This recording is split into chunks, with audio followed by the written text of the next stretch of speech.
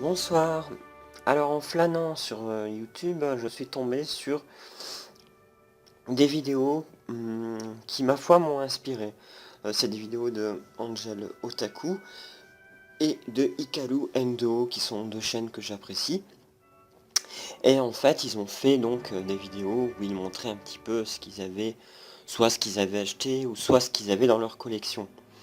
Alors pour ma part, je ne parlerai pas de collection puisque je ne suis pas collectionneur, hein, je suis juste un joueur, hein, je ne fais que jouer aux jeux vidéo.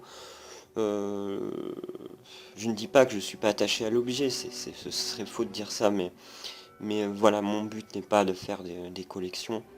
D'ailleurs, j'ai un avis assez proche de celui de Hikaru Endo à propos des collections, voilà. Notamment sur YouTube. Je vous ai pas sorti tout ce que j'avais, mais juste quelques objets comme ça, quelques jeux. Là, la thématique, ce sera les jeux. Peut-être qu'un jour, je ferai une thématique sur la musique, qui sait, qui est mon autre passion. Du coup, bon, bah, on va commencer. On va commencer avec, hop, Dodonpachi Daiojo sur PS2. Bon, c'est un jeu que j'apprécie, que j'aime beaucoup. Je crois que c'est le premier shmup que j'ai acheté sur PS2. Voilà, à l'époque, un magasin que je fréquentais beaucoup sur Aix-en-Provence qui s'appelait Arcadia, qui n'existe plus d'ailleurs, c'est fort dommage. J'apprécie beaucoup ce magasin. Et donc voilà, il s'agit de Donpachi Daiojo. Alors, donc c'est un jeu import, et j'apprécie beaucoup la pochette, j'essaie de vous la montrer. Voilà. Elle est assez poétique, avec ce petit personnage, enfin cette jeune fille qui est en réalité un cyborg et qui est rattachée à son vaisseau, son avion, son vaisseau, et qui l'étreint comme si c'était comme sa maman, quoi. Et je trouve ça très poétique. Je trouve c'est une pochette vraiment magnifique. Bon, on va regarder à l'intérieur. Rien de transcendant, hein, c'est juste voilà, hein, le jeu. Alors, il y a le jeu et il y a un DVD d'un Super Play. Hein. Voilà, quelqu'un qui est un scoreur, quoi, qui a fait donc une vidéo de ses prouesses. J'ai regardé une fois, hein, c'est pas très intéressant, hein, vaut mieux jouer au jeu. Voilà, le jeu. Ce que j'apprécie beaucoup dans le jeu, c'est l'OST. Je trouve que les musiques sont vraiment sont superbes. Voilà. Voilà d'ailleurs une petite publicité. Ça fait bizarre. Une petite publicité de type flyer du magasin que j'ai acheté, Arcadia. Les bons souvenirs. Ah, joyeux Noël. C'était un cadeau de Noël. Bon, voilà. C'est le vendeur du magasin qui me l'a fait. Ouais. Très sympa. Ouais. Et à l'intérieur, donc bon, le jeu, hein. Et puis on pourrait croire que c'est un livret. Attendez, je vais le basculer. Voilà. On pourrait croire que c'est un livret, mais en réalité, il se cache. Oui, il y a un livret, bien sûr, mais il y a aussi un poster. Alors attendez, je vais le coucher au sol pour vous faire une vue d'ensemble. J'espère que le contre-jour, on va quand même voir. Voilà. Sympa, hein? Sympa. Attendez. C'est dommage, il y a la lumière qui couvre les détails.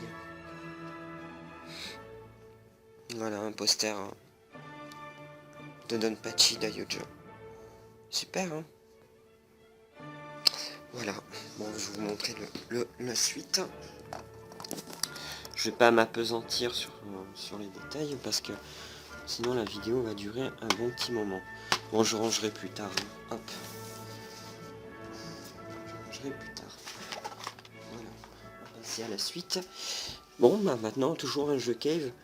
Là, il s'agit cette fois-ci de Mushihime-sama. Alors, Mushihime-sama, c'est un shoot 'em up aussi de Cave, qui est très sympa. Le portage PS2 est pas terrible, c'est dommage. Il est, enfin je sais pas, il est assez moche, visuellement. Voilà, le portage est pas super optimisé. Alors à l'intérieur, comme on peut le voir là sur le petit dessin, il y a une figurine, hein. Bon, c'est un collector je pense, et je crois que je sais pas s'il y a eu une édition simple, ou si c'est ça l'édition simple, ou s'il y a eu, si c'est celle-ci la collector, enfin bon bref, avec à l'intérieur une figurine, avec le personnage principal de Mushihime-sama, mais petite, quand elle était gamine. Là on voit dans le jeu, elle chevauche la créature, la bestiole, quoi, l'insecte. Mais là, elle était toute petite, et on peut deviner qu'elle côtoie cette bébête depuis qu'elle est gamine. C'est bien parce que en même temps, la figurine raconte une histoire en lisant entre les lignes. Voilà. Alors, elle c'est toute petite. Hein. Je vais essayer de vous montrer les détails, même si l'image n'est... Voilà. La luminosité n'aide pas. Il y a quelques petits détails, voilà, toute petite avec sa petite bébête. Là on voit, là elle chevauche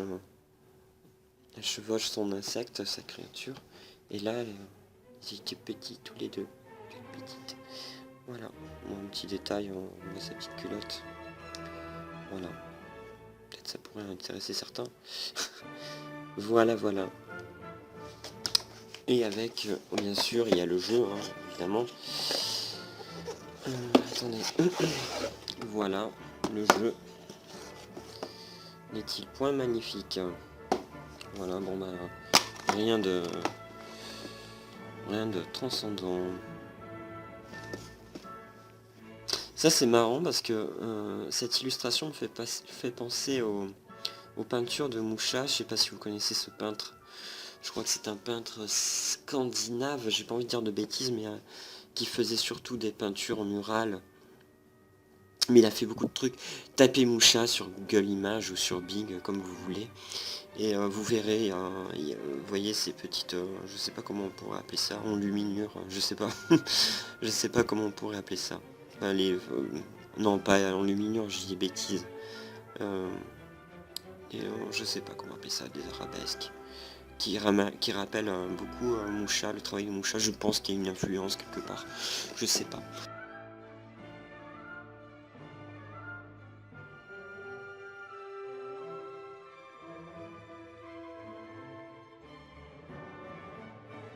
Enfin bref.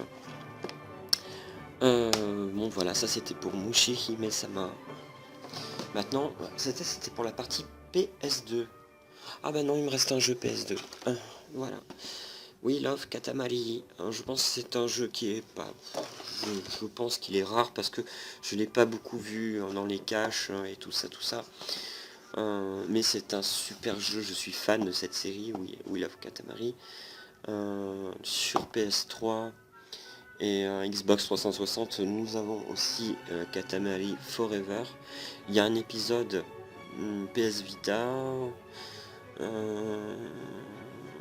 Je sais plus, après je connais pas tout, enfin moi j'ai eu accès qu'au jeu PAL, hein, les jeux Jap, je sais pas ce qui est sorti en Jap. Moi je vous parle de ce qui est arrivé jusqu'à part chez nous.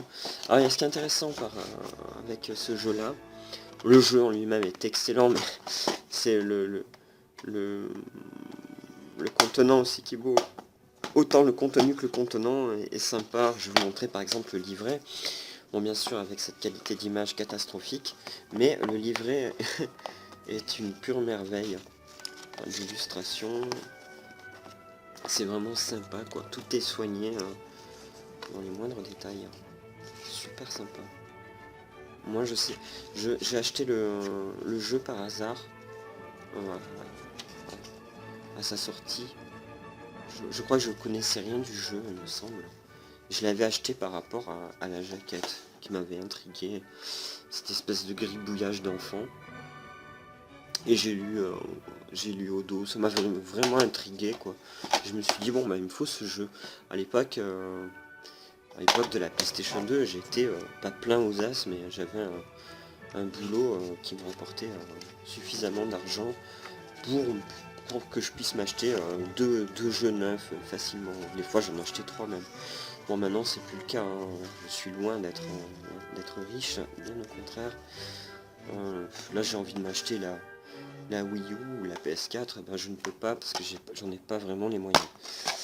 Voilà, moi je vais pas faire de projet Tipeee, hein, je vous rassure. Tac. Bon voilà, ça c'était pour Wheel of Katamari qui est un super jeu. Peut-être qu'un jour je ferai un let's play dessus, pourquoi pas.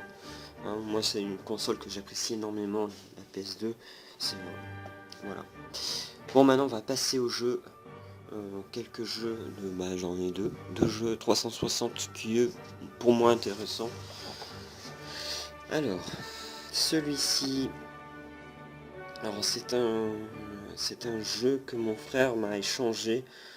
Je lui avais, qu'est-ce que je lui avais échangé contre quoi? Ah, le Dragon Quest sur PS2, oui, je crois que c'était ça. Bon bah tu me diras en commentaire si je me plante. Voilà, bon bref, alors il s'agit d'une compilation, ça c'est pareil, c'est des jeux cave, mais bon, les jeux cave c'est exclusivement sur 360, c'est pas une console que j'apprécie des masses, mais je me suis résolu, j'ai finalement acheté une 360 pas pour ce jeu, mais pour un autre que je vais vous présenter juste après. Voilà. Donc il s'agit de Pink Sweets et Mochi Mochi Pork. Ces deux jeux. Le premier, Pink Sweets, est sympa. Mais moi j'ai surtout lorgné dessus par rapport à Mochi Mochi Pork. C'est un jeu, j'aime beaucoup l'ambiance. En plus, bon, dessus il y a des... comment dire, les héroïnes sont des nénettes un peu rondes. Moi j'aime bien les rondes. Je trouve qu'il n'y a pas assez de filles rondes dans les jeux. Il faudra signer une pétition. Qui en est, hein, dites-moi dans les commentaires qui est pour qu'il y ait plus de filles rondes dans les jeux vidéo. Voilà. Bon, je déconne, hein, mais je vais arrêter de divaguer comme ça. Bon, bref, c'est deux jeux sympathiques. Ils sont pas parfaits, hein, loin de là, mais sympathiques. Ils ont le mérite d'exister. Hein. Voilà. Ensuite, voilà pourquoi j'ai acheté une 360. Death Smiles. C'est peut-être pour moi un des plus grands jeux, un des plus grands shoot'em up pour moi. Parce que je trouve qu'il est super bien équilibré pour un jeu cave. Il est difficile, mais il est abordable, il est largement abordable. Je pense que quelqu'un qui veut débuter les shoot'em up et qui veut un jeu un peu sympa, quoi, un peu qui est un peu dans la hype, bah, il peut se prendre celui-là, Death Smile. C'est un jeu cave pour commencer les shoot'em up et pour commencer cave. Commencer par Death Smiles, déjà c'est un horizontal. Pour moi, les jeux horizontaux sont plus simples que les jeux verticaux de manière générale. J'ai l'impression en tout cas, les jeux verticaux sont toujours... là je dis pas... je dirais pas que c'est pas un Danmaku, hein, c'est quand même un jeu cave, ça reste du cave, pardon. Donc oui, quelque part, on est encore dans le Danmaku, même si les patterns sont moins difficiles qu'un Dodonpachi ou un Mushi Mesama. Mais vraiment, l'ambiance aussi, les musiques, vraiment très sympa, très nerveux, très bon jeu. Dedans, il n'y a rien de particulier, je l'ai acheté à Micromania, j'ai eu de la chance, je l'ai acheté d'occasion, parce qu'il est assez rare. Hein. Bon, je vous déconseille de mettre une blinde dans ce jeu, même s'il est super, pour moi il est génial, il est parfait, mais ne mettez pas une blinde sur ce jeu, hein. C'est pas parce qu'il est un peu chaud à trouver qu'il faut mettre des prix exorbitants. Voilà. Bon. De toute façon, après, si vous voulez vraiment, vous l'achetez au prix que vous le trouvez, et puis voilà. Et là, je termine par un jeu PlayStation 3. C'est un jeu que j'apprécie vraiment beaucoup. C'est Bayonetta. Je peux dire que je suis un grand fan de Bayonetta. J'adore le personnage, j'adore le jeu. Je l'ai fini plusieurs fois. Je l'ai platiné sur PlayStation 3 et sur Xbox 360. Oui, j'ai les deux versions. Voilà. Donc, je vais vous présenter ce qu'il y a à l'intérieur. Hein. Rien de folichon, malheureusement. Alors, à l'intérieur, nous avons un artbook qui est minuscule. C'est vraiment pour coller au format du jeu. La taille, voilà, c'est la taille d'un boîtier PS3. C'est vraiment les artbooks, ça ce format là, je trouve que c'est un foutage de gueule. En plus, bon, je dis pas, il est pas inintéressant le artbook, hein, mais bon, moi j'aurais préféré comment dire, des crowbars, quoi, des croquis, des choses, voilà, un peu les coulisses, quoi, du jeu. Là, on a des illustrations qui sont, ma foi, pas très intéressantes. En plus, je sais pas, je trouve ça étrange. Le jeu est assez sombre, hein. Bayonetta est habillé tout en noir. Ils ont choisi de mettre Bayonetta sur un fond noir. Bon. Moi j'aurais préféré des pages blanches, quoi, pour couper un peu, ou rose, ou je sais pas. C'est joli le rose aussi, j'adore. Bon, bah voilà. C'est. Bon, excusez-moi, hein, c'est la qualité d'image n'est pas super top, mais. Alors, est-ce que. Non, ça va rester flou comme ça. Bon. C'est pas génial, hein, mais. Moi. Un peu déçu par ce artbook. Après, je vais pas cracher dessus, hein, c'est mieux que rien. Mais ma foi, j'aurais préféré quelque chose qui nous. Je sais pas. Qui nous. On en apprend un peu plus sur le jeu. Bon, voilà, on a un petit croquis. Là. Bon. Rien de. Ouais, voilà, j'aurais bien aimé avoir les coulisses du jeu, quoi. Il y avait un collector sympa sur PS2, je me souviens, c'était Silent Hill 2. Il y avait un petit DVD avec, et il y avait vraiment les coulisses, comment ils avaient fait le jeu, pourquoi c'était vraiment très intéressant. Moi je trouve que c'était vraiment, le contenu était vraiment chouette. En plus, je crois que c'était l'édition de base, hein, de Silent Hill 2, il n'y avait pas de... C'était pas le collector. Je pourrais vous le montrer, pourquoi pas. Ah oui, oh, il y a quelques croquis. Bon. Mais bon, voilà, c'est un jeu qui méritait un artbook vraiment plus intéressant que ça, quoi. Bon, il a le mérite d'exister. Ouais, mais enfin, les pages noires, c'est un choix discutable. Le jeu, évidemment, hein, avec voilà, avec un livret. Ouais. À l'époque, les livrets avaient plus de 2 pages. Et je crois qu'il y a quelque chose. L'OST du jeu, c'est un des grands points forts du jeu. Bah, entre autres, hein, je crois que pour moi, le jeu est parfait. Hein, vraiment, j'ai adoré ce jeu. Je l'ai fait même sur Xbox. Alors, je vais voir si je l'ai.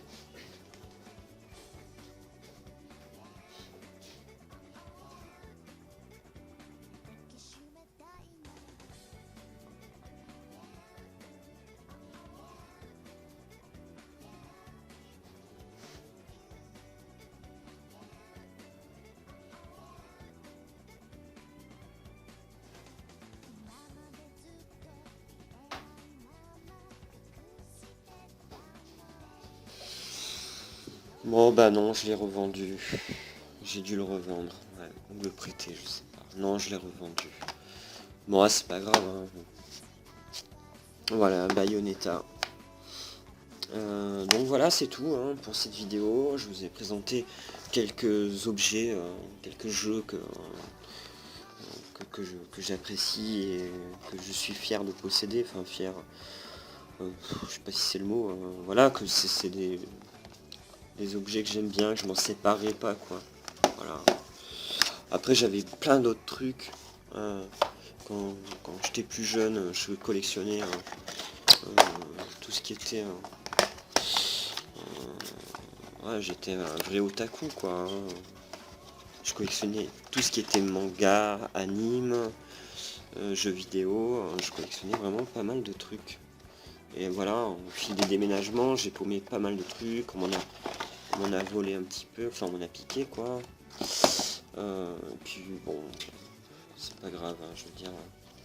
Tout ça, c'est que du matériel. Hein, n'est-ce pas, hein? Voilà. Voilà pour la vidéo, je vais vous épargner mon rangement. Je vais hop, couper. Bon bah écoutez, je vous souhaite une bonne soirée. Et puis à la prochaine.